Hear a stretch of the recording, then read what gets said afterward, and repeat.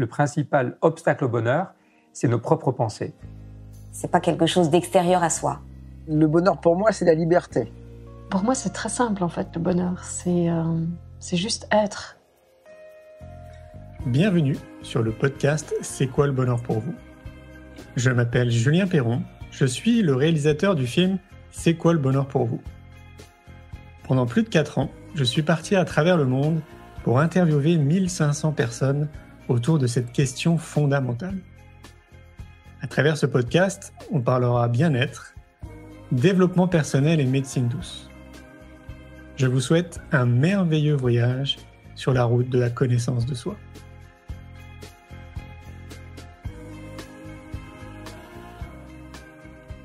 Aujourd'hui, j'ai le plaisir de recevoir Céline, Xavier, Naïla et Phoebe. Depuis plus de 10 ans, ils sont nomades sur les routes du monde à vélo. Ils ont parcouru 78 000 km sur 4 continents, de la Chine à l'Alaska, de la Syrie à la Nouvelle-Zélande. Leurs 2 filles sont nées en chemin. Naïla a appris à marcher face au temple d'Angkor.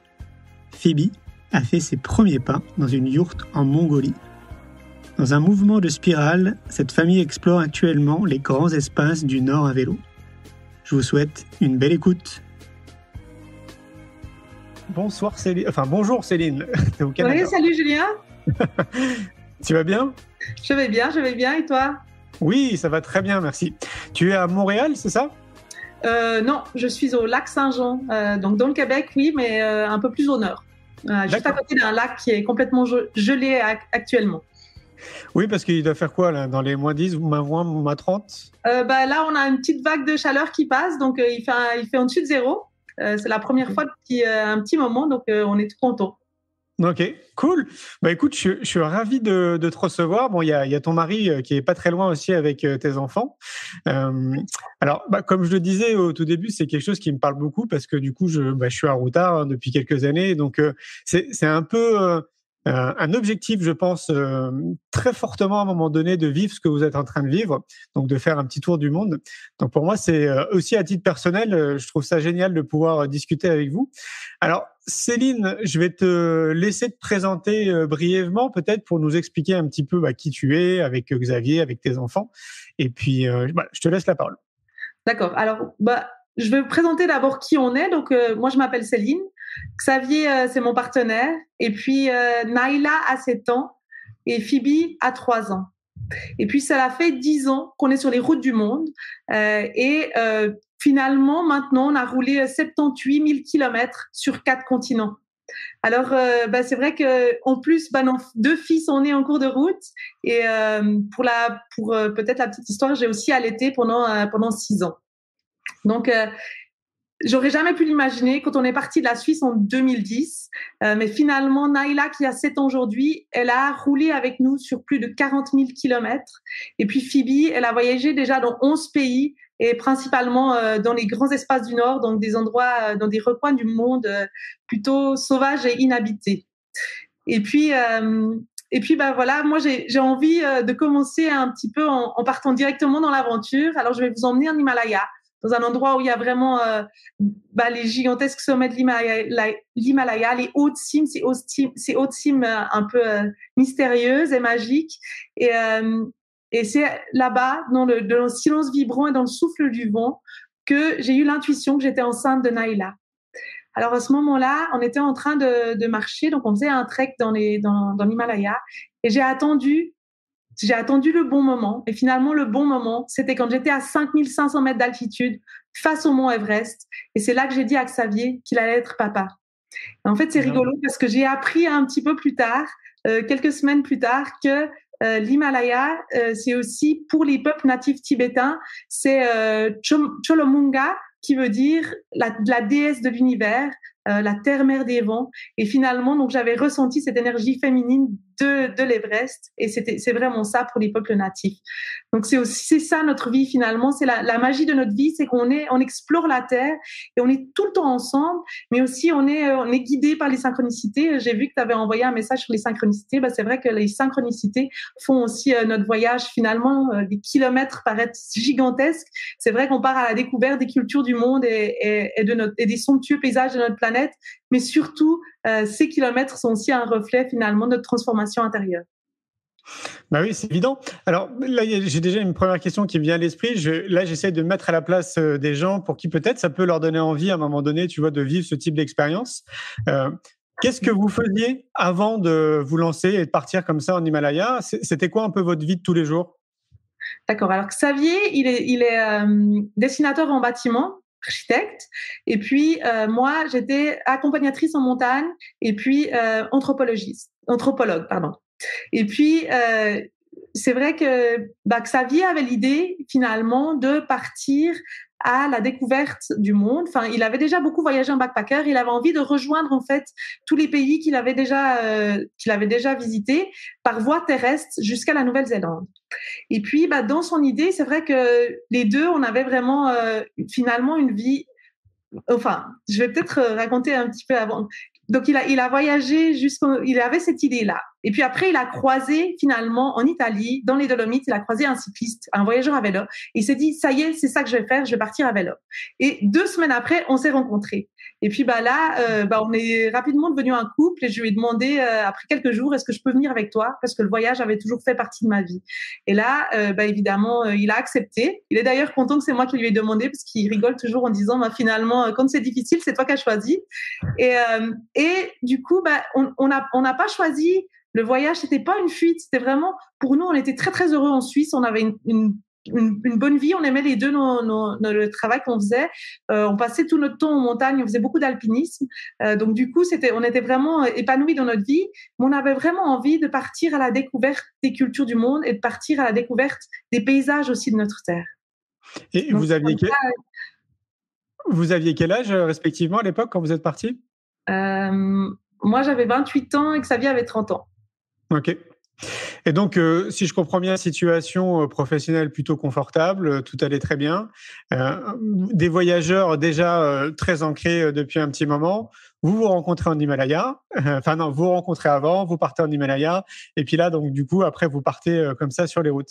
Le deuxième point qui me vient à l'esprit, une question très pragmatique que les gens vont forcément se poser. Ça fait 10 ans, c'est ça, que vous vous déplacez à vélo avec vos enfants. Financièrement, vous faiait comment ? Oui, alors c'est une question qui revient souvent. Tout d'abord, de vivre sur nos vélos, il faut imaginer que on vit vraiment une vie de simplicité. C'est-à-dire que nous, on ne sait jamais on va planter notre tente le soir. Donc on se lève le matin. Et chaque jour est un commencement parce qu'on n'a aucune idée de ce qui va nous arriver juste derrière le prochain virage, mais on ne sait non plus pas où on va dormir. Donc la majorité du temps, dans la majorité des pays dans lesquels on a traversé, il n'y a pas de camping. Donc on est obligé de faire du camping sauvage et souvent même s'il y a des campings, on n'arrive pas à rejoindre finalement forcément les lieux où il y a des campings. Donc on fait principalement du camping sauvage partout dans tous les pays dans lesquels on a été. Et du coup, c'est vrai qu'on vit une vie très très simple, en lien avec la nature, ce qui fait que on a un tout petit budget. Et en même temps, on a maintenant, je suis devenue écrivaine, Xavier est devenu photographe, et du coup, on est devenus les deux conférenciers. Et on fait des conférences. On a écrit un livre en français et en anglais qui s'appelle Nomade au cœur des éléments. On est actuellement en train d'en écrire un deuxième sur les synchronicités, ce qui sera un livre photo. Et puis là, on fait aussi des webinaires sur différents thèmes et on écrit des articles. Donc petit à petit, avec un petit peu d'entrée ici et là, on arrive finalement à vivre notre vie de simplicité en famille. D'accord, donc vous êtes parti avec un peu de budget d'argent de côté, j'imagine. Vous aviez un petit peu de sous de côté. Et puis après, au fur et à mesure, effectivement, moi je confirme, c'est vraiment on peut considérer que c'est des vacances, entre guillemets, qui coûtent très peu cher parce que le transport c'est toi qui pédales, Ouais. ton hébergement c'est ta tente, donc comme tu dis tu te poses en pleine nature, donc ça coûte rien. Et puis au niveau de l'alimentation, j'imagine que vous avez plutôt des repas qui sont plutôt healthy et sains. Et dis-moi si je me trompe. Exactement, ouais. On cuisine. Alors, il y a beaucoup de gens où ils pensent que quand on est sur la route comme ça, on peut pas faire de bons repas. Alors nous, c'est vraiment important. On pense que c'est vraiment important de manger bien pour justement pouvoir continuer, vu que notre corps c'est notre moyen de transport. Et du coup, on a des légumes frais et des fruits frais partout dans le monde. Et pour nous, c'est vraiment un point d'honneur à cuisiner très très sainement le long du chemin. Donc, on a un petit réchaud à essence dans lequel, parce que l'essence, on peut en trouver partout dans le monde. Et en plus, si on est en haute altitude ou s'il fait des températures négatives, ça pose aucun problème. Et du coup, on peut cuisiner tout ce qu'on veut. D'ailleurs, on faisait nos purées fraîches, des purées ou des bâtonnets de légumes pour nos filles, chaque fois frais, en fait, pour les nourrir quand elles passaient à la diversification alimentaire. Excellent. Ce qui veut dire que j'imagine que vous prenez votre temps. Alors du coup, quand vous vous déplacez, vous faites pas de longues distances? En fait, c'est pas vraiment nous qui choisissons toujours. C'est-à-dire que nous, on s'est rendu compte que entre 50 et 60 kilomètres, c'était une bonne distance pour nous pour vraiment continuer sur le long terme. Ça nous permettait de pouvoir faire des rencontres, de profiter de voir, par exemple, les monuments qu'on rencontrait, par exemple, ou de passer du temps avec les gens, mais aussi de prendre du temps de vivre ensemble, de prendre du temps pour que les filles jouent. Donc ça, c'est un bon équilibre sur lequel on arrive à tenir longtemps. Sauf que dans beaucoup de pays, on est délimité par le temps, c'est-à-dire on a un visa. Et le visa, dans certains pays, on peut avoir 3 mois dans des tout petits pays comme la Corée du Sud, ou on peut avoir des visas de 3 mois dans des pays comme la Chine. Donc finalement, ça change complètement, ça change tout. Donc il y a des fois où on est obligé de rouler plus pour pouvoir traverser certains pays, et des fois on a vraiment le temps de prendre le temps puis d'aller dans les petites routes et puis d'aller vraiment explorer. Il y a aussi des choses, c'est que là, donc on a fait 2 projets. On a fait un premier projet qui était de rejoindre la Nouvelle-Zélande où Naila est née, et puis là on est dans un deuxième projet qui s'appelle les Grands Espaces du Nord. Donc, c'est une spirale autour vraiment des grands espaces du nord de notre terre. Donc, on est passé notamment, on a commencé par le nord du Japon à Hokkaido, et puis après on est passé par la Sibérie, la Mongolie, on a traversé la Chine, on est reparti sur l'Alaska et le Canada. Et dans ces espaces-là, il y a des endroits qui sont vraiment, vraiment très sauvages et dans lesquels on est obligé, pour des raisons d'eau ou de nourriture, de faire des distances qui sont beaucoup plus longues. Donc là, on va être dans une distance à peu près à 70 kilomètres. Des fois plus, mais on est obligé de garder un rythme comme ça pour pouvoir atteindre les points de nourriture. Et ça peut durer sur plus ou moins longtemps en fonction des endroits, comme quand on est en Alaska ou entre l'Alaska et le Yukon, dans la partie nord du Canada, il y a des vraiment très très grandes distances dans des espaces sauvages où il n'y a pas forcément de nourriture pendant quelques jours. Et ouais, c'est hyper challengeant, ce qui veut dire que vous préparez consciencieusement, j'imagine, vos étapes à chaque fois? Pas du tout. En fait, c'est très, très intéressant. Donc, je vais peut-être parler, pour donner un exemple du désert de Gobi. On a décidé de traverser le désert de Gobi en Mongolie. Alors, c'est vrai que, on n'est pas arrivé comme ça, au désert de Gobi. Donc, on avait traversé déjà la Sibérie, on avait traversé tout le nord de la Mongolie. À ce moment-là, Phoebe, elle avait juste 1 année. Et d'ailleurs, elle a appris à marcher dans une yourte. Pour son premier anniversaire, elle avait le droit à du lait de jument fermenté et puis un rorschach. Un rorschach, c'est une espèce de ravioli fourré à la viande de mouton. Et puis en Mongolie, le mouton, il est vraiment très, très fort. Donc, voilà, elle a eu le droit elle avait vraiment les saveurs mongoles pour son premier anniversaire. Et après, en fait, finalement, quand on est arrivé à Ulaanbaatar, pour nous, on était vraiment... on avait presque les larmes aux yeux parce que c'était déjà une gigantesque traversée d'avoir passé à travers la Sibérie et le nord de la Mongolie pour arriver à Ulaanbaatar. Puis là, à Ulaanbaatar, on savait que ce qui nous attendait pour arriver à la Chine, c'était la traversée du désert de Gobi. Donc, c'est le désert le plus froid au monde.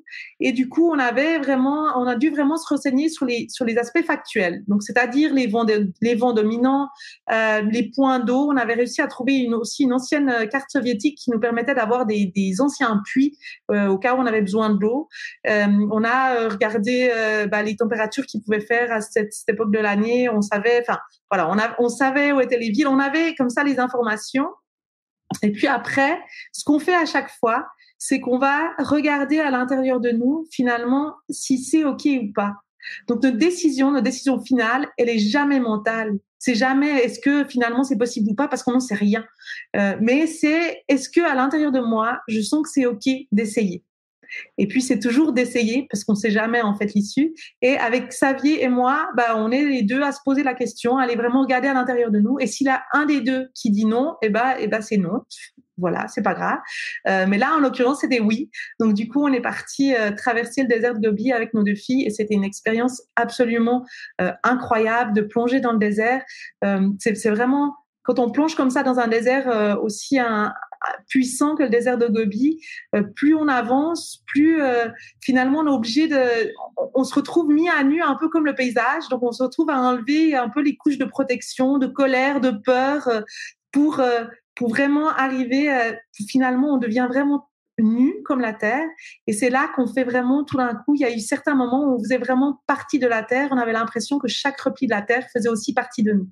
Donc, on vit vraiment une sensation d'unité qui est assez extraordinaire. Et c'est aussi à ce moment-là qu'on a, par exemple, trouvé, il y avait un site sacré qui a un vortex énergétique au milieu du désert et sur lequel on a pu aller. En fait, c'est là où les Mongols vont se ressourcer aux énergies féminines de la terre. Donc, certains Mongols nomades. Et on a eu l'occasion d'expérimenter ça. Et puis, c'est vrai qu'on pourrait croire que pour les filles, c'est quelque chose de très, très dur d'être dans un désert. Et finalement, c'était extraordinaire parce que, oui, c'était dur. Il y a eu des orages. Au début, il y a eu des orages d'une violence extraordinaire. Ensuite, il y a eu des vents qui étaient vraiment à nouveau très, très violents. On a expérimenté le froid. À la fin, il y a eu des températures. C'était tout le temps négatif. Et puis, à un moment donné, on se disait Phoebe en plus elle se prend ils ont toujours des épines dans les pieds parce qu'il y a des énormes épines dans le désert de Gobi, mais elles arrivaient toujours à jouer finalement avec ce qu'il y avait. Alors je pense qu'elles avaient besoin d'eau, donc elles imaginaient des piscines imaginaires pour les petits insectes. Et puis mais surtout ce qui nous a émerveillés, c'est qu'une fois qu'on est sorti du désert de Gobi, Naila pendant des mois elle nous a dit quand est-ce qu'on y retourne. Oui. Comme si elles avaient finalement touché la magie invisible du désert. Et c'était vraiment extraordinaire de voir ça. Ouais, c'est impressionnant parce que pour une personne qui est extérieure, tu vois, quand on t'écoute et qu'on se dit qu'il a peut-être dû faire jusqu'à moins 30, moins 40 degrés parfois, peut-être avec des conditions météorologiques extrêmement fortes. Enfin, en tout cas, on va dire d'un point de vue climatique, c'est quand même très rude, quoi, de traverser ce désert. D'un point de vue extérieur, pour les gens qui seraient peut-être pas des backpackers ou des voyageurs des aventuriers, ça peut paraître fou. Et toi, tu es en train de dire en fait que finalement, ça serait un peu accessible à tout le monde. Alors, je vais déjà remettre les choses en place. Il faisait pas entre moins 30 et moins 40 parce qu'on n'était pas en hiver. Ça, c'est vraiment pendant l'hiver. Donc, nous, on était à la fin de l'été, au début de l'automne. Donc, on a eu des températures négatives qui sont arrivées proche des moins 10 degrés pendant la nuit. Ça restait peut-être négative aussi la journée, mais on n'était pas dans des températures extrêmes.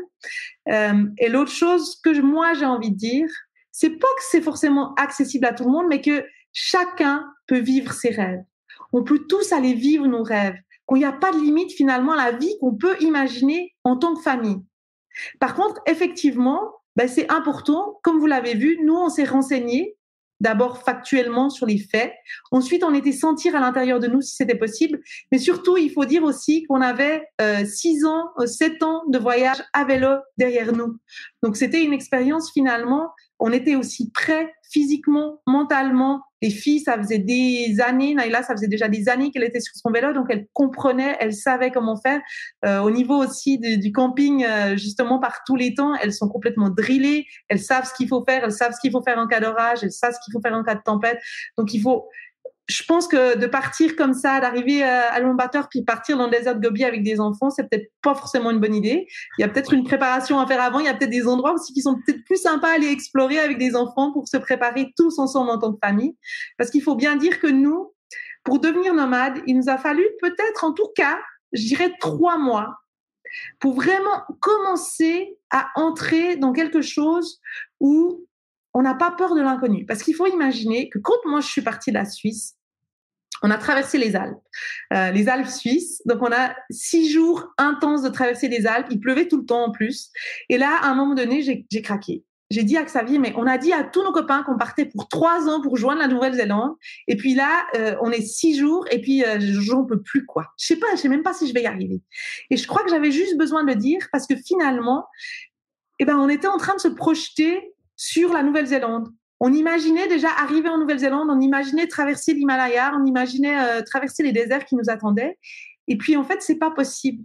Parce que comme on vit tout le temps dans l'inconnu, comme on ne sait pas ce qui va se passer, c'est comme si l'esprit avait besoin de se rassurer pour mettre des choses qu'il connaissait.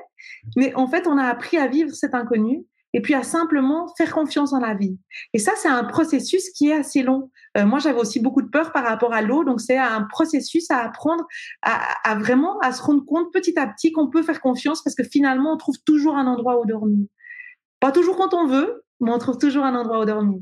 Et du coup, il y a tout un processus qui se met en route. Et moi, je dirais qu'on s'est senti nomade réellement après à peu près 1 année et demie sur la route. Donc, ça prend du temps. Ça prend du temps de passer d'une vie sédentaire à une vie nomade dans laquelle on vit vraiment l'instant présent. Est-ce que du coup, ça vous a amené aussi à vous déconditionner au fur et à mesure de ce conditionnement sociétal ? Ça revient à peu près à dire à ça ? Oui, c'est très très intéressant en fait le conditionnement sociétal. Non seulement je pense qu'on s'est en partie déconditionné, mais en plus on arrive à sentir des fois ces conditionnements. Alors je m'explique. En fait, on pense que chaque fois qu'il y a une frontière, c'est une ligne qui a été simplement dessinée par les humains sur la Terre. En fait, pas du tout. Chaque fois qu'on va passer une frontière, c'est vraiment très très intéressant parce que nous on va sentir. Alors c'est vraiment des instants très très courts et c'est souvent uniquement au passage qu'on s'en rend compte, mais on va sortir d'un moule parce qu'en fait il y a un espèce d'inconscient collectif qui rejoint un peu tout le peuple, toute la population, qui rejoint vraiment comment les gens fonctionnent et on vit dans cet inconscient collectif, donc on va plonger gentiment dedans. Donc quand on plonge, on s'en rend pas forcément compte, mais quand on ressort, tout d'un coup on peut regarder derrière nous puis on se rend compte là, mais c'était ça. Et puis là, on a 1 seconde pour plonger dans un autre pays, puis on rentre dans une autre énergie avec un autre inconscient collectif. Et c'est vraiment très intéressant parce que finalement, ça nous, ça montre des manières de fonctionner qui sont vraiment au niveau collectif. C'est clair. Est-ce qu'on peut considérer aussi que du coup, en étant nomade comme ça, moi, c'est ce qui me plaît beaucoup d'ailleurs dans ces voyages, c'est que je me ressens vraiment dans la vie, je me ressens connecté avec les éléments, avec la nature, avec la vie en fait, tout simplement. C'est vraiment moi ce qui me porte et souvent je fais la réflexion, je me dis mais en fait c'est ça la vie. Est-ce qu'on peut considérer que du coup ça vous amène aussi à être beaucoup plus connecté à la vie, quoi, tu vois, à la nature, peut-être, alors d'une manière un peu imagée, comme on pouvait l'être avant qu'on crée toute cette société, quand l'homme était en pleine nature, tu vois ce que je veux dire ? Je sais pas si j'ai pas envie de faire le mythe du bon sauvage, mais effectivement, c'est sûr. De toute façon, il y a plein d'études qui le prouvent aussi, mais dormir sous tente, on a une connexion extraordinaire avec la tente. Je pense qu'il y a plein de bienfaits qui fait qu'on est tout le temps dans la nature. Mais au-delà de ça, moi, je dirais qu'il y a une réelle connexion qui se fait avec la nature et puis qu'il y a vraiment le corps qui peut se poser dans l'incarnation et puis vraiment être en lien avec la terre. Et du coup, effectivement, le fait qu'on soit obligé de vivre le moment présent, le fait qu'on soit toujours dans l'inconnu, le fait que finalement on est obligé de faire confiance à notre instinct parce que c'est finalement pour pouvoir prendre nos filles partout sur les routes du monde et pouvoir dormir avec elles sous tente, on a été obligé finalement. Moi j'avais fait plein de recherches en développement personnel finalement et il y a des belles phrases, il y a des belles choses, c'est magnifique, je les connaissais mais j'ai dû les mettre en pratique. Alors quand on dit la sécurité vient de l'intérieur, quand on est dans une maison avec un chauffage et puis qu'on a notre sécurité, qu'on peut chaque fois revenir dans notre sécurité qui est notre maison, c'est pas la même chose que quand on est sur les routes du monde. Donc finalement, toutes ces belles phrases, on a dû les mettre en pratique. Et puis de les mettre en pratique, on s'est rendu compte que finalement, la chose qui nous permettait d'être en équilibre, c'était notre intuition. C'est elle qui nous permettait de trouver les bons endroits pour pouvoir dormir, d'être en connexion avec les bonnes personnes. Mais en même temps, ce qu'on a décidé, et je trouve que c'est vraiment, j'ai envie de le dire parce que je trouve que c'est vraiment important. Quand on est parti de la Suisse, on a un peu dessiné la ligne on voulait définir la ligne qui allait nous guider. Alors, on n'a pas pris le temps de regarder des informations par rapport aux pays qu'on allait traverser parce qu'on voulait entrer comme des pages blanches dans les pays. Notre itinéraire, on le savait pas vraiment. On voulait se laisser porter par le vent. Par contre, ce qu'on a décidé, c'est qu'on voulait, par exemple, faire confiance aux gens. Ça faisait partie des lignes. Et du coup, on laisse nos vélos complètement chargés avec tout notre matériel devant une petite échoppe, sur le parking d'un gigantesque supermarché, en pleine rue, pendant 1 ou 2 heures, le temps de faire ce qu'on a à faire. Et on les a jamais cadenassés, nos vélos. Et il y a jamais personne qui nous a rien volé. Et d'ailleurs, même au Bangladesh, le Bangladesh, c'est considéré comme un des pays les plus pauvres en Asie. Je sais pas si tu as déjà été, mais c'est vraiment, c'est une fourmilière humaine, c'est des vortex d'animation comme ça. Et donc, Dhaka, la capitale, ça bouge vraiment dans tous les sens. Il y a des bouchons partout. Il faut imaginer vraiment une foule, ça fourmille dans tous les sens. Et là, on a perdu quelque chose qui était mal fixé sur notre vélo. Et ben, il y a quelqu'un qui a réussi à l'attraper, le prendre et nous le ramener malgré les obstacles vivants pour aller nous retrouver et nous le donner. Et donc, finalement, c'est vraiment ça qu'on a envie de dire aussi. On envoie au monde, on reçoit finalement ce qu'on envoie au monde. Et nous, voilà, on a vraiment décidé de faire confiance aux humains, tout en gardant, bien sûr, évidemment, notre intuition, en écoutant notre intuition. Donc, s'il y a des moments où on la sent pas, c'est sûr qu'on va être à l'écoute de notre intuition. Pour moi, c'est une notion qui est fondamentale d'écouter son intuition et je le répète très souvent pendant les lives et j'insiste d'ailleurs sur le fait que ce serait tellement chouette si on pouvait accompagner les enfants le plus tôt possible, tu vois, à semer cette petite graine, à leur faire comprendre ce que c'est ce petit canal intuitif et à l'écouter le plus tôt possible. Je crois qu'on leur ferait un beau cadeau parce que j'ai vraiment le sentiment que c'est notre meilleur guide dans la vie de tous les jours, quoi. En fait, moi, je pense que les enfants l'ont vraiment tout le temps. Ce canal intuitif, c'est nous qui avons oublié de l'utiliser, ce canal intuitif. Et en fait, je vais peut-être raconter une expérience que j'ai eue en lien avec la grossesse et la naissance de Naila et de Phoebe.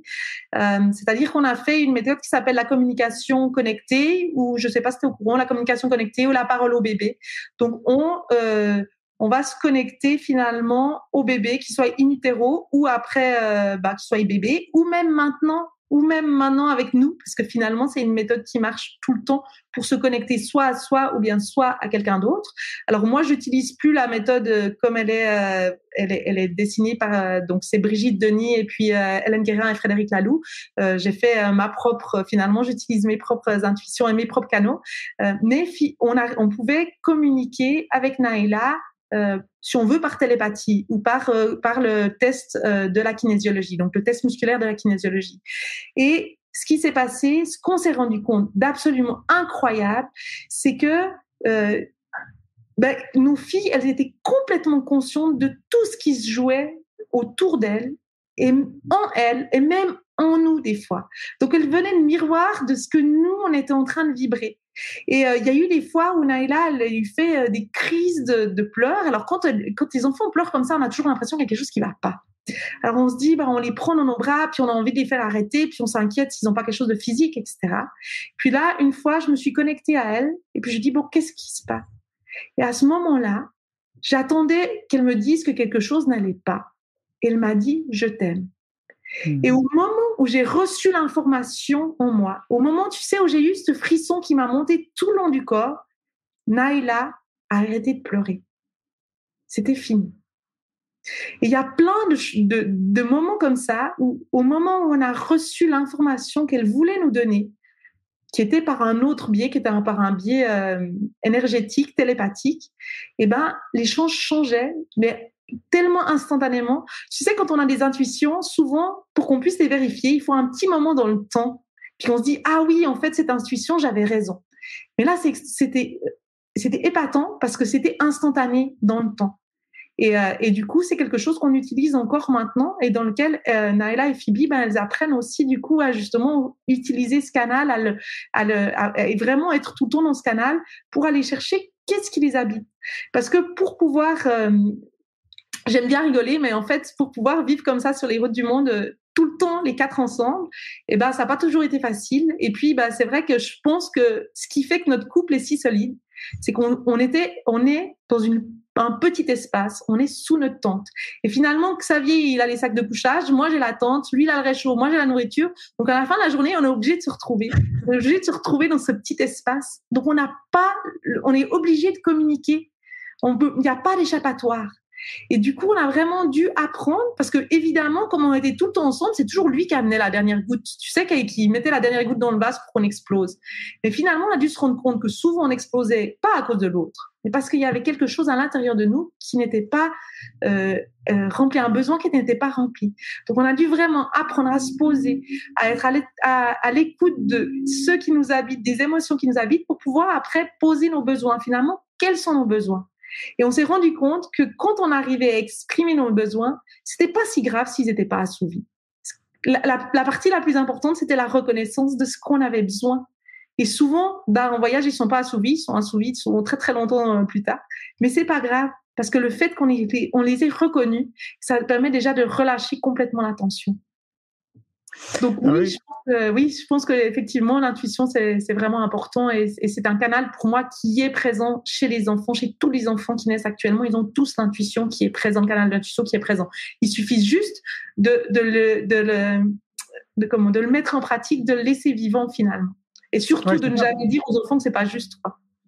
Ah oui, c'est ça. Enfin, tout ce qu'on fait pas actuellement un peu partout dans le monde, que ce soit les parents ou les écoles ou le système scolaire, on n'est pas du tout dans cet accompagnement. C'est pas le savoir-être n'est pas abordé, quoi. On est beaucoup dans le savoir, dans les connaissances, mais cette question de savoir-être, elle est pas abordée. Et effectivement, moi, je te rejoins à 100%. On a déjà tout le bagage nécessaire quand on est enfant. L'empathie, la bienveillance, ce canal intuitif, l'amour, la créativité, la curiosité. On a déjà tout ça. Et c'est vrai que j'ai le sentiment qu'au fur et à mesure, tu sais, il y a des couches qui se mettent les unes après les autres. Et donc, c'est pas des parties sur lesquelles on nous accompagne. Alors, d'ailleurs, c'est une bonne transition, cette partie logistique, j'allais dire, en fait, avec les enfants, parce que quand même, on peut se poser la question. Donc, du coup, tu es enceinte, vous continuez à faire du vélo, si j'ai bien compris. Et donc, du coup, tu accouches, et puis, vous continuez votre trip.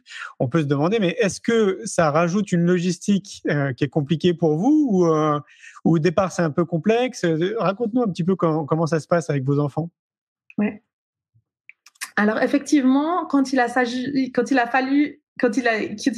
de repartir, quand Naila elle avait juste 5 mois, quand Phoebe après a eu aussi 5 mois, donc on avait, alors pour revenir un petit peu en arrière, quand on a senti après 1 année et demie qu'on était vraiment nomade, on s'est rendu compte que c'était pas juste un voyage, c'était vraiment une vie, qu'on vivait notre vie de nomade. Et là, à ce moment-là, on a laissé une porte ouverte qui disait, finalement, si un bébé a envie de venir, on est OK avec ça. Sans forcément chercher à avoir un enfant, mais juste en laissant la porte ouverte. Puis là, évidemment, Naila, elle a fait, ouais, je suis là, je suis partante, j'ai une mal, moi. Donc voilà, j'étais enceinte. Et puis, voilà, il y a eu tout un travail de ma part pour justement accueillir ça. On a vraiment, justement, avec la communication connectée, on a vraiment travaillé aussi avec le bébé in utero. Et tout un passage comme ça de grossesse. On a aussi appris, il faut imaginer que moi, j'étais enceinte et puis que dans chaque pays du monde, j'allais faire mes contrôles j'ai été en Népal, en Bangladesh, en Inde, en Malaisie. Donc, du coup, j'étais responsable de mon suivi de grossesse. Et ce qui est extraordinaire, c'est qu'en fait, je me suis rendu compte déjà que il y avait plein de choses qu'on était obligé de faire dans chaque pays, mais que c'était pas la même chose. Donc, finalement, que ce qui était nécessaire dans un pays, obligatoire dans un pays, n'était pas forcément dans l'autre. Donc, je me suis rendu compte qu'il y avait des choses qui étaient je me suis rendu compte qu'il y avait des choses qui étaient primordiales, puis il y avait des alternatives, ou primordiales en tout cas pour du côté de la médecine. Mais ce que ça m'a appris, c'est que finalement, je pouvais me positionner là-dedans. Vu que j'avais personne qui me disait quoi faire, j'ai dû me renseigner, puis j'ai dû me positionner. Puis du coup, surtout, j'ai été à l'écoute de mes intuitions pour savoir ce qui était juste ou non pour moi et pour mon bébé.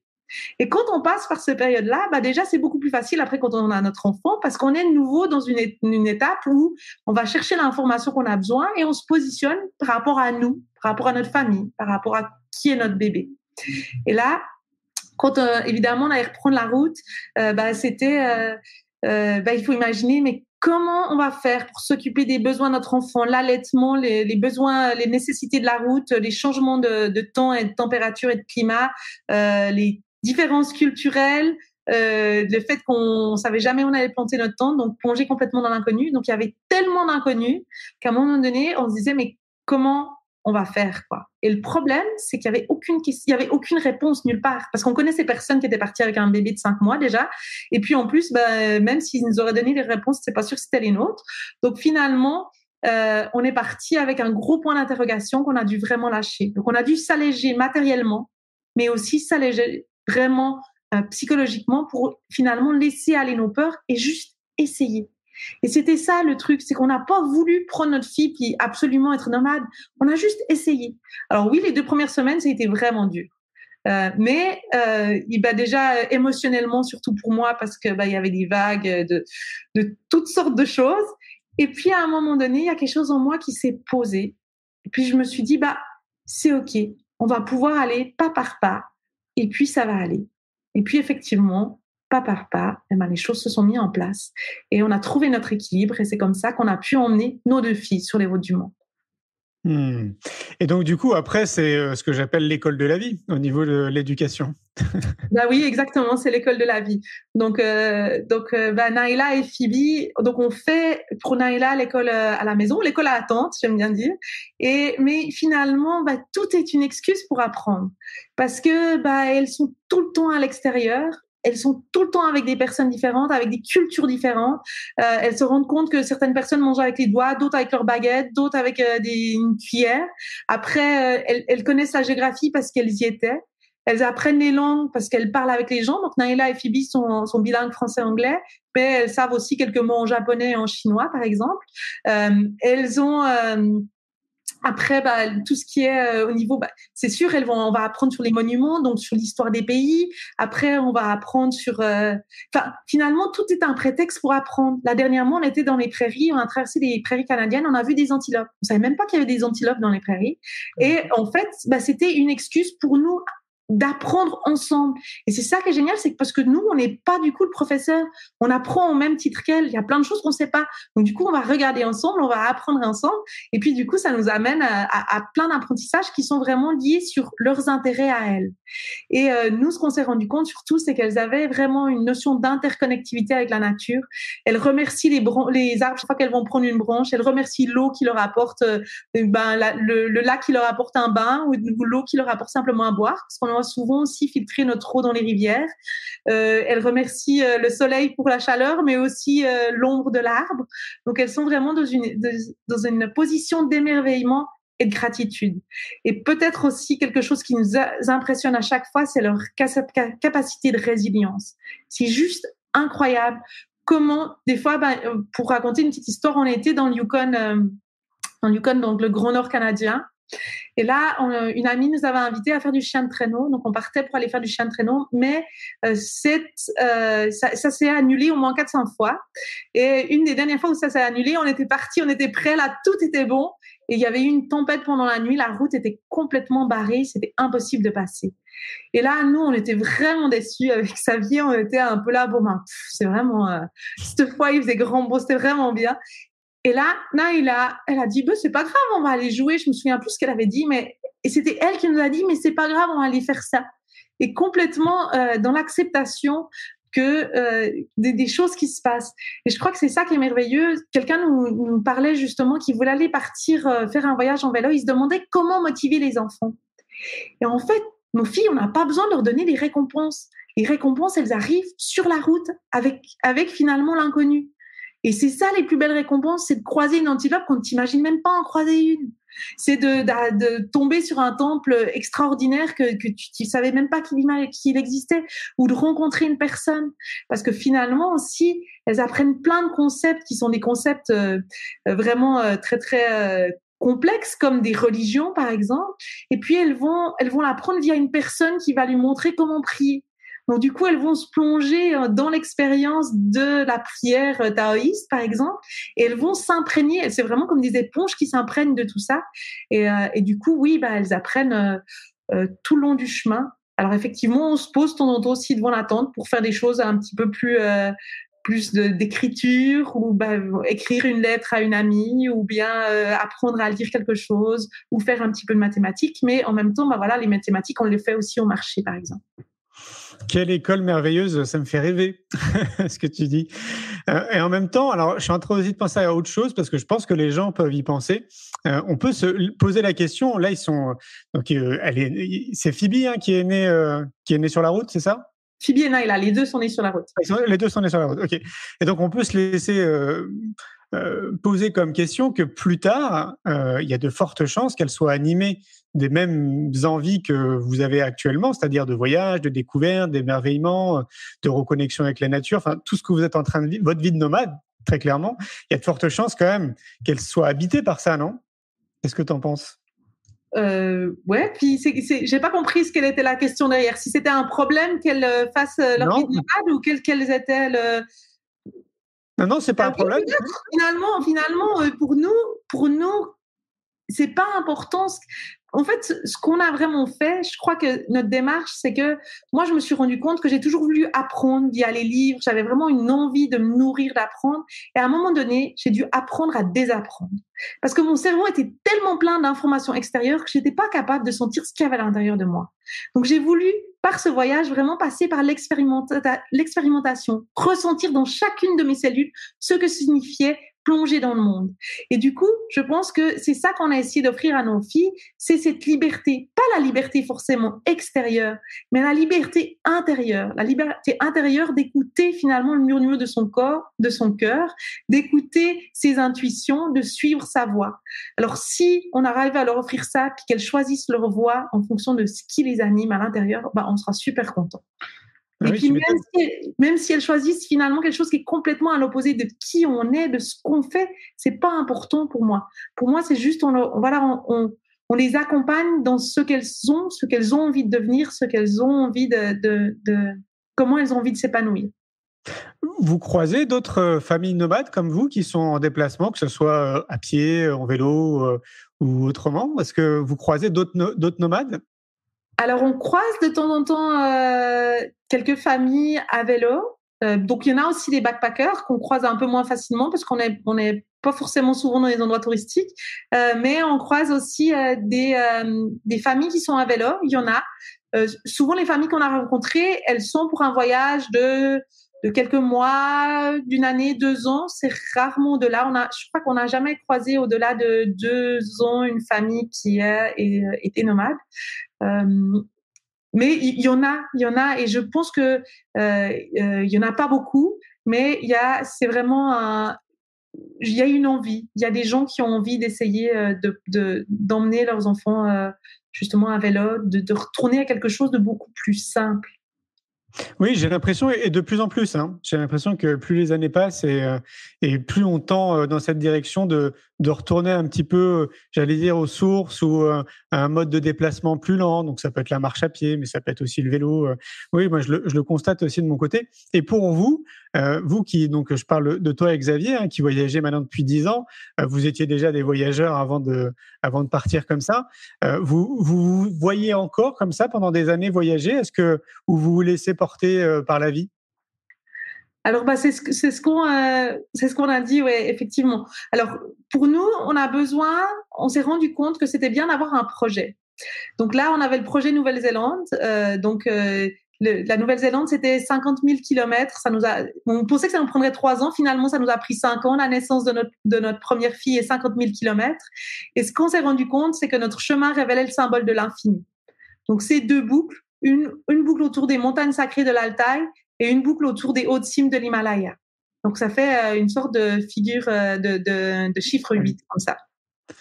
Et une fois qu'on est arrivé en Nouvelle-Zélande, on s'est rendu compte que la Nouvelle-Zélande, ça avait été un peu le but. Ça représentait toutes nos aspirations, ça représentait notre projet, ça représentait nos envies et notre rêve.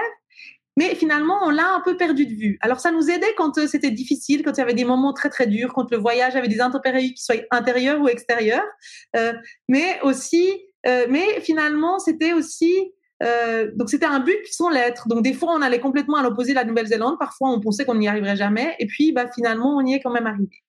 Et du coup, on s'est dit, vu que c'est notre vie de nomade et qu'on va continuer, on avait besoin d'un deuxième projet pour justement aller quelque part quand on perd un peu la boussole, mais en même temps en sachant qu'on allait se faire vraiment guider par le vent. Et on a vraiment l'impression que maintenant, c'est les lieux qui nous appellent, plus que nous qu'on les choisit. Donc, on est parti justement en spirale autour des grands espaces du Nord. Et alors maintenant, on a toujours l'envie de terminer ce projet spirale. Donc, on a envie encore d'aller, par exemple, en Islande ou dans le nord de l'Europe. Mais donc, on a vraiment décidé que pour nous, l'important, c'était d'être en équilibre et en harmonie dans la famille. Donc, si à un moment donné, il y a l'un de nous, donc un de nous quatre, qui n'est plus en équilibre, qui a vraiment besoin d'autre chose, qui n'arrive plus à se retrouver, qui a vraiment une envie de développer quelque chose d'autre, on a décidé qu'à ce moment-là, qu'on changerait de vie simplement, qu'on déciderait d'en créer simplement une nouvelle. Mais on ne sait pas comment elle sera. Et on ne sait pas si c'est dans 6 mois ou dans 10 ans. C'est pas important parce que justement, on a un prix à vivre dans l'inconnu. Par contre, pour le moment, c'est vrai, on a ce projet dans les grands espaces du Nord et c'est ça qui nous anime pour le moment. En t'écoutant, je ressens une forme de... derrière, il y a une grande forme de spiritualité. Je ne sais pas si c'est le bon terme. En tout cas, il y a une vraie recherche, j'ai l'impression, en tout cas une vraie connexion. Est-ce qu'on peut considérer qu'avant que vous partiez, donc tu disais que tu lisais des livres de développement personnel, que tu t'intéressais à tout ça, ouais. Est-ce que le fait de voyager t'a justement davantage, et tu l'as un peu dit d'ailleurs quand on discutait, reconnecté à une forme de spiritualité ? Je pense que la spiritualité, j'étais déjà reconnectée avant de partir. Par contre, c'est comme je l'ai expliqué un petit peu avant, j'ai dû la mettre en pratique. C'est un peu comme si maintenant, c'est ça qui nous tenait aussi en équilibre, c'est ça qui nous permettait de voyager à travers le monde et d'être en sécurité et de pouvoir faire toutes ces expériences. C'est parce qu'on est à l'écoute de nos intuitions, parce qu'on est guidé vers le bon chemin, parce qu'on est vraiment, on sent vraiment les synchronicités qui nous amènent d'un endroit à l'autre. D'ailleurs, c'est assez rigolo, on s'est retrouvés dans le Yukon à passer un hiver dans le Grand Nord avec les aurores boréales. Parce qu'il y avait un ours à un moment donné qui a fait que c'était impossible pour nous d'entrer dans un camping. Et c'est comme ça qu'on a rencontré la personne qui nous a permis de pouvoir passer un hiver là-bas. Donc, comme je le dis, on se sent vraiment guidé. Et comme finalement tout est ouvert, comme chaque matin, on est dans un nouveau commencement, on peut vraiment se laisser guider parce qu'on a finalement une ouverture pour laisser le hasard s'y mêler, si je veux bien, alors qu'il n'y a pas d'hasard pour moi, mais on a cette ouverture. Parce que des fois, quand on a besoin d'être au bout du monde, peut-être pour s'autoriser à écouter notre petite voix, ou des fois, on a besoin d'être au bout du monde pour justement laisser la place dans nos vies, pour se laisser guider. Des fois, quand on est dans une routine, c'est plus difficile d'ouvrir les portes ou simplement de regarder que c'était des synchronicités. Ah oui, bien sûr. Ah oui. D'ailleurs, tu sais, moi, c'est ce que je recommande. Je ne sais pas si tu partages ce point de vue, mais j'ai le sentiment que le voyage est l'un des meilleurs outils en développement personnel. Je pense que ça dépend des personnes. Je pense que tu peux voyager de plein de façons différentes. On a rencontré des gens qui voyageaient vraiment dans l'idée du défi sportif et du challenge. On a rencontré des gens qui aimaient finalement aller à la rencontre de l'altérité dans des formes plus d'opposition, mais aussi dans des formes plus qui avaient besoin finalement de nourrir le côté aventure. Donc nous, on aime à dire que finalement, il nous est rien arrivé de grave. Et puis que toutes les choses se sont simplement harmonisées chaque fois qu'il y a eu des problèmes. Mais certaines personnes ont ce besoin finalement de nourrir ce côté aventure en disant il nous est arrivé plein de choses et puis ça a été difficile. Pour nous, les moments difficiles, c'est vraiment des enseignements. Ça nous permet de nous positionner, ça nous permet de nous apprendre quelque chose, ça nous permet d'avancer. Donc on les voit vraiment comme des enseignements. Donc finalement, ils perdent leur notion de peur, ils perdent leur notion de je sais pas, de tremblement comme ça, ils sont vraiment intégrés dans ce qu'on vit et ce qu'on porte comme enseignement. Donc finalement, on peut le vivre vraiment différemment, on peut vivre le voyage et vraiment être très jugeant par rapport aux différentes cultures. Pour nous, les cultures, j'aime bien utiliser cette image, c'est... Imaginez une pièce avec laquelle avec un éclairage. Et puis cet éclairage, il va illuminer cette pièce. Il y aura une chaise, des tables, un tableau qu'on va voir. Et puis quand on change de culture, finalement la pièce, la réalité, elle reste toujours la même. sauf qu'on va changer l'éclairage. Donc finalement, on va voir peut-être des perspectives, on va voir un autre tableau, on va voir des nouveaux objets dans la pièce. Et c'est ça, changer de culture finalement, c'est d'apprendre à voir avec un nouveau regard. Et on a le choix d'entrer dans cette nouvelle lumière, de cette nouvelle manière d'illuminer la pièce ou non. On a toujours le choix. Donc finalement, c'est pas parce qu'on fait un voyage qu'on va forcément grandir spirituellement. C'est parce qu'on le choisit aussi. Oui, je suis d'accord avec toi. Oui, en partie. Oui, je suis d'accord avec toi en partie. Mais après, effectivement, c'est tellement des histoires personnelles, ça, à tout à chacun. Mais de ce que je vis, moi, à travers les voyages, alors pour moi, je pose deux conditions, on va dire. Le fait de voyager avec quelqu'un, par exemple, et le fait de voyager seul, à mon sens, ce sont deux voyages radicalement différents. Et donc, quand tu voyages seul, c'est là où peut-être je trouve que c'est un peu plus connectant. J'ai vraiment le sentiment que tu es plus connecté, justement, tu vois, à toi. Tu es plus connecté à l'entourage, aux gens que tu vas rencontrer, à la nature, si tu te balades en pleine nature. Alors que quand tu es avec quelqu'un, volontairement ou involontairement, de toute façon, il y a cette personne à côté de toi, donc tu es obligé d'être connecté avec elle. Et c'est peut-être plus sous la forme du voyage seul que je sous-entends que c'est un bel outil en développement personnel, parce que ça te ramène justement à toi, quoi. De toute façon, enfin, je dis ça, oui, c'est un choix, mais en même temps, effectivement, le voyage amène des expériences qui sont tellement bouleversantes parce qu'on change tous les repères que de toute façon, on va être transformé d'une manière ou d'une autre. C'est sûr. Ça amène des changements tellement intense au niveau de ce qu'on peut être, de ce qu'on peut vivre, des expériences qu'on rencontre, des synchronicités qu'on voit vraiment apparaître en face de nous, parce que c'est impossible qu'on se croise là au milieu de nulle part, là on est à Bangkok, là c'est pas possible là. Et du coup c'est sûr que ça nous ouvre finalement à une autre dimension, à quelque chose qui est plus grand que nous, comme s'il y avait un peu des fils invisibles qui tissaient nos vies. Et quand on se rend compte de ça, effectivement, de toute façon, on rentre un peu dans un chemin spirituel, si on veut bien. Oui, sûrement. Ouais. Là, j'ai une question qui est purement pragmatique. D'un point de vue matériel, comment ça se passe depuis 10 ans? Très peu de crevaisons, pas de casse matérielle, tout se passe bien? Oui et non. En gros, ça se passe bien. Effectivement, on a les crevaisons, on en a eu beaucoup la première année. Après, on a changé nos pneus, on a des pneus cheval blanc. Et du coup, là, ils sont renforcés en Kevlar, donc on a quasiment plus de crevaisons. Après, pour nous, les casses matérielles, sont toujours arrivées à des moments un peu clés de notre vie, comme pour nous rappeler qu'il y avait un équilibre à retrouver. Par exemple, notre réchaud nous a lâchés en plein cœur de la Sibérie. On était un peu en train de se battre contre l'hiver sibérien qui arrivait. Là, on était juste avec Xavier et moi, et il commençait à faire des températures qui allaient proche des moins 20 degrés là, et le réchaud nous a lâchés. Mais c'était en lien avec tout ce qu'on est en train de vivre. On était dans les cimes de l'Altaï, c'est un endroit vraiment très très puissant, donc très très beau. On dit qu'il y a des gardiens des lieux là-bas, il y a des peuples chamaniques qui vivent, donc c'est vraiment très très spirituel. Et on sentait à la fois toutes les terreurs de l'humanité, tous les bouleversements de la Terre, et en même temps toutes les plus belles énergies qui a un peu entré en collision dans ce coin du monde. Et nous, on avait la tension qui augmentait parce qu'on était vraiment en train de se battre, comme je le dis, contre l'hiver sibérien. On voulait arriver en Mongolie avant que l'hiver s'installe.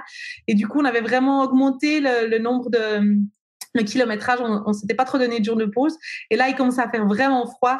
Le réchaud casse, c'était vraiment un peu la catastrophe. Il neigeait, il faisait super froid, on pouvait pas manger chaud. À ce moment-là, moi, la tension était telle que je suis partie marcher dans les grands espaces de la Sibérie. Et en fait, on était dans un petit canyon, donc il y avait une rivière, et j'ai passé derrière le méandre de la rivière, et là, j'ai découvert 2-3 dachas, qui sont des petites maisons russes. Et c'était absolument inespéré au milieu de ces grands espaces. Et par chance, on a pu aller se mettre au chaud dans une de ces dachas. Donc, on s'est retrouvé devant un feu de bois, ce qui a permis de vraiment relâcher la tension. Mais ce qui a vraiment permis aussi, je pense qu'à ce moment-là, c'était pas si mal que notre réchaud nous ait lâchés. Donc voilà, on a des pépins de temps en temps, mais en même temps, moi, j'ai l'impression que souvent, c'est pour nous amener vers un plus grand équilibre. J'ai encore tellement de questions, je vois que ça passe vite. Alors généralement, je ne fais pas plus d'1 heure. On est déjà à 58 minutes. J'imagine que là, il vous tarde de repartir. Oui. Et vous avez une idée de quand vous allez repartir? Là, on espère partir. Là-bas, c'est encore pas mal l'hiver, donc il fait des températures nocturnes, ça gèle. Donc on espère partir au mois de fin avril, début mai. Ok. Alors voilà. Et puis j'ai peut-être pas mentionné, mais peut-être juste pour dire, on a sur notre site internet, on a notre livre qui est disponible, qui s'appelle Nomade au cœur des éléments, et puis qui va justement utiliser les éléments. Donc on a l'élément, on a la terre, le feu, l'eau, mais on a utilisé aussi les éléments chinois, donc le bois et puis le métal. Et chaque élément correspond justement à un enseignement qu'on a reçu le long du chemin. Et si on veut suivre vos aventures, on peut vous suivre comment? Alors, on a notre site, donc www.ilia.ch. Là-dessus, on a un lien sur nos chaînes YouTube. Donc, on fait quelques vidéos une fois de temps en temps sur chaque région du monde. On a aussi, vous pouvez vous inscrire. Il y a une newsletter qui vient chaque fois qu'on change. Donc, on fait un petit carnet de route pour chaque région qui apparaît à peu près tous les 3 mois. Donc, vous pouvez vous inscrire sur la newsletter. Est-ce qu'on peut se laisser imaginer qu'un jour, il y aura un film? Peut-être un film. On fait souvent des conférences. On aime bien faire des conférences. Là, on peut faire des webinaires aussi si quelqu'un a envie de nous contacter. Mais un film, on verra. On ne sait pas. Pour le moment, on aime bien la photographie. Xavier est vraiment plutôt dans la photographie. Donc, on fait beaucoup de photos. On fait de temps en temps des petits films. On aime bien partager en direct. Parce qu'en fait, on trouve qu'il y a vraiment quelque chose de plus quand on est là, quand on est présent, quand on peut répondre aux gens. Et ce qu'on aime surtout bien, c'est à la fin de chaque conférence, les petits contacts qu'on a avec des gens qui viennent nous poser leurs propres questions, leurs propres demandes, ou qui viennent simplement nous embrasser parce qu'ils ont vraiment été touchés ou inspirés par le moment. Et du coup, pour nous, ça, c'est tellement important que je pense qu'on n'a pas trop forcément envie de faire un film, on a plutôt envie d'être présent pour partager nos expériences. Il faudra que je vous invite au Festival pour l'école de la vie, alors en septembre 2022. Volontiers alors. Ouais, carrément. Vous avez un compte Instagram aussi? On peut vous suivre sur Instagram? Non, on n'a pas de compte Instagram actuellement. Ok, ça marche. Merci beaucoup Céline pour cet échange, c'était passionnant. Merci. Merci bien, merci beaucoup. Merci à Xavier, merci aux enfants. Ils sont couchés? Non, c'est l'après-midi chez vous. Ouais, ils s'amusent un peu plus loin là. Oui, ok. Écoute, je te souhaite bonne route à tous les 4. Passez de bons moments. Et puis moi, je suivrai vos aventures. Et puis si à un moment donné, je vois qu'il y a des choses intéressantes, je les relayerai sur nos réseaux sociaux. Super, merci beaucoup. Passez une belle fin de journée. À très bientôt. Bonne soirée à tout le monde. Bye bye. Bye. Un grand merci pour votre écoute. J'espère que vous avez passé un bon moment avec nous. Je vous invite à prolonger l'expérience en regardant mon film « C'est quoi le bonheur pour vous ?» Vous le trouverez assez facilement sur YouTube. Si vous souhaitez ancrer davantage les choses, nous avons créé le jeu de cartes « C'est quoi le bonheur pour vous ?» qui vous permettra de mieux vous connaître et de mieux connaître les gens avec lesquels vous allez jouer de manière ludique et bienveillante. Vous me retrouverez assez facilement sur les réseaux sociaux si vous souhaitez qu'on échange en direct. Et merci de nous laisser des messages ou des avis, des commentaires. Ça fait vraiment plaisir et je prendrai une grande joie à vous répondre. En attendant, je vous souhaite une très belle route et je vous retrouve maintenant la semaine prochaine pour un nouvel épisode du podcast « C'est quoi le bonheur pour vous ?»